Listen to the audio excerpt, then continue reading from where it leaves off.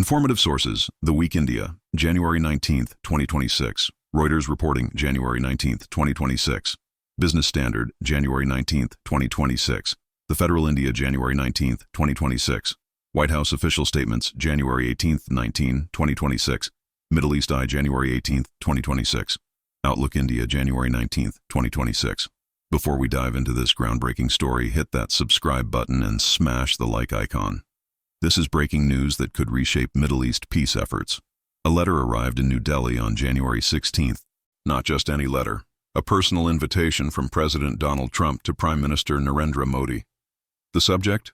A new international body called the Board of Peace. The mission? Nothing less than resolving the Gaza conflict and potentially other global conflicts. The timing is extraordinary. Trump unveiled this initiative as part of the second phase of his 20-point Gaza peace plan. The plan aims to transform Gaza into what the White House calls a de-radicalized, terror-free zone, a place that no longer threatens its neighbors, a region ready for reconstruction and development after nearly 2 years of devastating war between Israel and Hamas. But here's where it gets interesting, and if you haven't already, don't forget to subscribe and turn on notifications. Hit that like button to help this critical information reach more people. India isn't alone in receiving this invitation.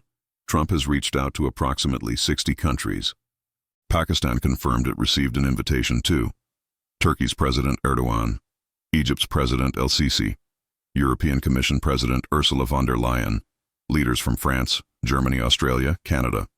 Hungary's Prime Minister Viktor Orban has already accepted. Jordan, Greece, Cyprus, Paraguay, Argentina, Albania. The list keeps growing. The structure of this Board of Peace reveals Trump's ambitious vision. At the top sits a main board permanently chaired by Trump himself. Below that, a founding executive council with heavy hitters. Secretary of State Marco Rubio, former British Prime Minister Tony Blair, Trump's special envoy to the Middle East Steve Witkoff, Trump's son-in-law Jared Kushner, World Bank President Ajay Banga, Mark Rowan, CEO of Apollo Global Management, Robert Greenway, a former National Security Council official. The third tier is a Palestinian technocratic committee called the National Committee for the Administration of Gaza, led by Ali Shath, a Gaza-born engineer and former Palestinian Authority official. This group met for the first time in Cairo on Friday. Their immediate focus? Shelter and essential services. Shath estimates reconstruction could take about 3 years. But wait, there's a controversial catch. Make sure you've liked this video because what I'm about to tell you shocked even seasoned diplomats. According to a draft charter obtained by Reuters and first reported by Bloomberg, countries wanting to extend their membership beyond 3 years must contribute $1 billion in cash. Yes, $1 billion with a B. The document states that this requirement doesn't apply to countries that make this massive contribution within the first year. The White House defends this by saying it ensures member states demonstrate deep commitment to peace, security, and prosperity. Critics have raised immediate concerns. Is Trump building a rival to the United Nations? The Middle East Eye reported that the proposal raises questions about accountability and overlap with existing multilateral institutions. Some see it as an attempt to bypass established international frameworks. Others question whether wealthy nations will essentially buy permanent seats on this board. For India, this invitation comes at a delicate moment. New Delhi has carefully balanced its relationships in the Middle East. India maintains a strategic partnership with Israel while being among the first nations to send humanitarian aid to Gaza after the conflict began. India sent relief supplies through Egypt, providing assistance to thousands of affected civilians. This balanced approach has earned India credibility with both sides. Yet India's relationship with Washington faces its own tensions right now. Trade negotiations have stalled. Indian exports to the United States currently face tariffs of up to 50%, among the highest in the world.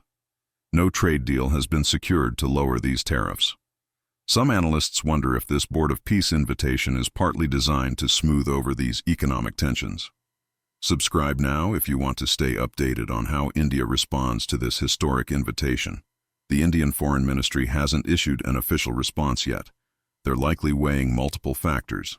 What would joining mean for India's carefully cultivated relationships across the Middle East? Would participation give India more influence in shaping Gaza's future? Or would it drag New Delhi into the messy politics of Israeli-Palestinian relations in ways that could backfire? Pakistan's situation adds another layer of complexity. Islamabad has been invited too. Pakistan has consistently advocated for Palestinian rights at the United Nations and the Organization of Islamic Cooperation. They've called for an immediate ceasefire, humanitarian access, and a two-state solution. But here's the problem. Israel has made it crystal clear it will not accept any involvement from Pakistan in Gaza. How will this contradiction be resolved? Trump's letter to Modi contained language designed to appeal to India's global ambitions. According to U.S. Ambassador Sergio Gore, who shared the letter on social media, Trump wrote that it would be his great honor to invite Modi to join a critically historic and magnificent effort to solidify peace in the Middle East and embark on a bold new approach to resolving global conflict. That phrase is key.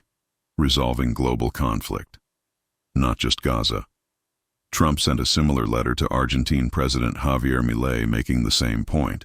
The Board of Peace may start with Gaza, but Trump envisions it handling other international disputes. This could be an attempt to create a new global security architecture centered on Washington rather than Geneva or New York. The 20-point plan itself is ambitious. Beyond making Gaza terror-free, it calls for rebuilding the territory for the benefit of its people. The board would mobilize international resources, provide strategic oversight, ensure accountability during Gaza's transition from conflict to peace and development. The UN Security Council endorsed this vision through Resolution 2803 last November. Remember to hit that like button and subscribe for more analysis on global developments. But many questions remain unanswered. Who decides which countries get to join? What happens if board members disagree with Trump's decisions? He's named as permanent chairman. Does that mean this board continues even after Trump leaves office? How will it coordinate with existing institutions like the United Nations, the Arab League, or the African Union? Will developing countries without billions to contribute be relegated to temporary membership while wealthy nations buy permanent seats? Palestinian reactions have been mixed. The Technocratic Committee, led by Ali Shaath, appears willing to work within this framework. Speaking after Friday's meeting in Cairo, Shaath said the people were waiting for this committee and its work to rescue them. The focus on practical reconstruction rather than political ideology appeals to many ordinary Gazans exhausted by war.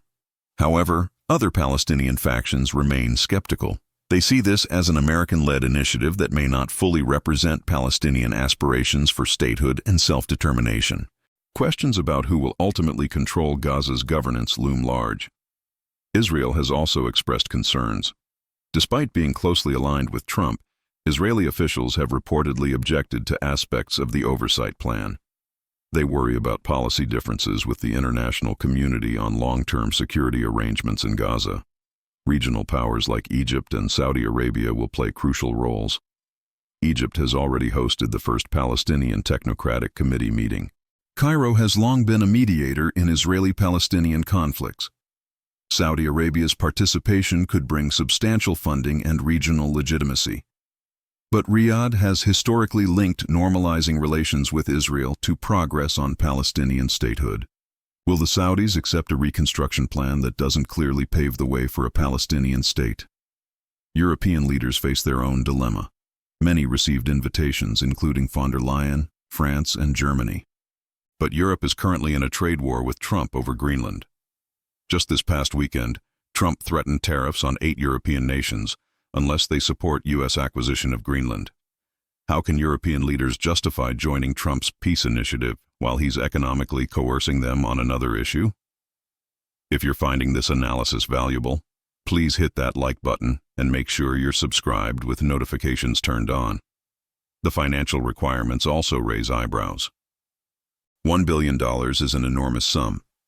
Countries contributing that amount in the first year get permanent membership. But many developing nations that might have valuable perspectives on peace and development simply cannot afford such contributions. This creates a system where wealth determines influence, regardless of expertise or moral authority. India's decision will be watched closely across the global south. As the world's most populous democracy and a rising economic power, India's choice could influence other nations.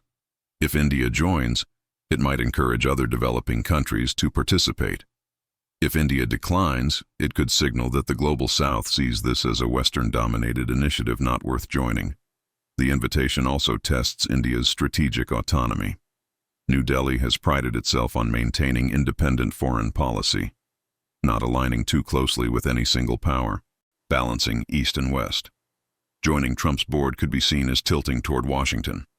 Declining could strain already tense U.S.-India relations further. Historically, India has supported Palestinian statehood while avoiding getting too deeply involved in Middle Eastern conflicts. This careful distance has served India well.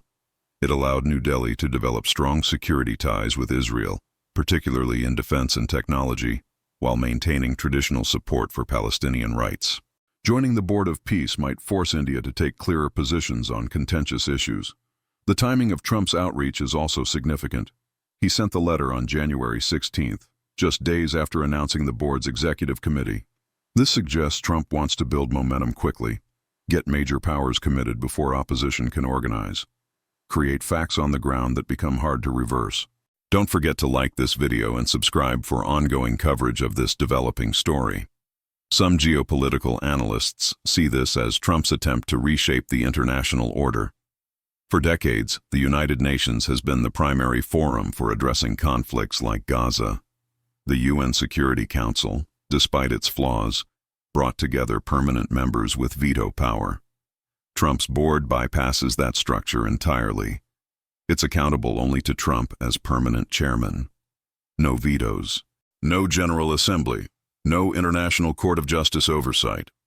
Others view it more pragmatically. The UN has struggled for decades to resolve the Israeli-Palestinian conflict. Maybe a new approach led by the world's most powerful country with buy-in from major regional players could succeed where the UN failed. Reconstruction requires massive capital, private sector involvement, swift decision-making. The traditional UN system wasn't built for that kind of rapid response. The board's executive committee composition is revealing. Tony Blair brings experience from his time as special envoy for the Quartet on the Middle East. Jared Kushner worked on Trump's first-term Abraham Accords. A.J. Banga at the World Bank controls vast development resources. Mark Rowan from Apollo Global Management represents private capital. This is a blend of diplomacy, finance, and business, unlike typical UN peacekeeping structures. But it also raises questions about conflicts of interest. Will board members use their positions to benefit their businesses? How will transparency be ensured? Who audits the billion-dollar contributions? What safeguards exist against corruption in distributing reconstruction funds? The Palestinian Technocratic Committee is supposed to handle day-to-day governance during transition. But transition to what? The plan speaks of making Gaza terror-free and not a threat to neighbors. That language is deliberately vague. Does it mean Israel retains security control? Will Gaza ever become part of a Palestinian state? Or is this a permanent separate status? Ali Shat's leadership of the Technocratic Committee is both promising and problematic. He's Palestinian, he's from Gaza, he has government experience, but he's also associated with the Palestinian Authority, which Hamas violently expelled from Gaza in 2007. Will ordinary Gazans who lived under Hamas rule for 17 years accept PA-affiliated leadership? Or will this spark new internal Palestinian conflicts? Turkey's potential participation adds another dynamic. Erdogan has been one of the most vocal supporters of Hamas and critic of Israel. Yet Turkey is also a NATO member and has economic ties with the West. If Erdogan joins, it could give the board more credibility in the Muslim world. But it might also create constant friction with Israel and complicate decision-making. Make sure to subscribe and hit that notification bell so you don't miss our next update on India's decision. The next few weeks will be critical. India's government must decide. Will Modi accept Trump's invitation? Will he negotiate conditions for India's participation? Or will he politely decline, citing India's traditional non-aligned stance? Each option carries risks and opportunities. If India joins, New Delhi could shape how reconstruction happens, push for Palestinian self-determination, ensure humanitarian needs are met, use its position to balance American and Israeli interests with broader international law and justice. India's voice could represent the global South's perspective in ways that Europe or wealthy Arab states cannot. If India declines, it preserves strategic autonomy, but potentially loses influence over Gaza's future. Other countries might fill the vacuum India leaves. Pakistan's participation without India could tilt the board's narrative in ways unfavorable to Indian interests. Trump might view India's refusal as another sign of deteriorating bilateral relations, compounding trade tensions. A third option exists. India could seek observer status or conditional participation, joining but clearly stating principles India won't compromise. Making financial contributions but far less than $1 billion to avoid permanent seat obligations. This middle path fits India's diplomatic tradition, but might leave New Delhi with responsibility but insufficient influence. The broader question looms over everything. Can Trump's Board of Peace actually work? Bringing together 60 countries with different interests, religions, political systems, and historical grievances is monumentally difficult. The United Nations tries to do this and often fails despite decades of practice and established procedures. Trump's board has no track record, no established rules beyond the draft charter, no clear dispute resolution mechanisms. Success would require unprecedented cooperation. Israel must accept international oversight it has historically resisted. Arab states must engage constructively with Israel. The Palestinian Authority must work with international administrators. Hamas must stay defeated and disarmed. Regional powers like Iran must not interfere. And all 60 invited countries must put aside their differences to focus on Gaza's reconstruction. That's an enormous ask. Yet the alternative is continued suffering in Gaza. 2 years of war have devastated infrastructure, hundreds of thousands displaced, economic collapse, humanitarian crisis. If Trump's board can mobilize the capital and political will to rebuild, it might justify its existence, regardless of structural flaws. Before we wrap up, please take a moment to like this video and subscribe for more international news analysis. India's role in this remains the key question for viewers of this channel. What should Modi do? The answer isn't simple.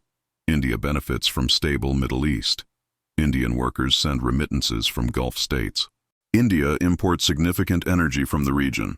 Instability there affects India directly, so India has interests in Gaza's successful reconstruction. But India also values its independence, its ability to work with all sides, its reputation as a responsible power that doesn't impose solutions. Joining a Trump-led initiative that bypasses the UN could damage that reputation, especially if the board's decisions become controversial or if its finances prove opaque. The coming days will reveal India's choice. Other countries will announce their decisions too. The shape of Trump's Board of Peace will become clearer. Whether it represents a bold new approach to conflict resolution or an expensive distraction from real solutions will eventually be determined by results on the ground in Gaza. For now, we watch and wait. The invitation has been extended. The stakes are clear. The Middle East holds its breath. Make sure you're subscribed and hit that like button. Drop a comment below telling me what you think India should do. Should Modi join Trump's Board of Peace, or should India stay independent? Let me know your thoughts. And I'll see you in the next video with updates on this developing story.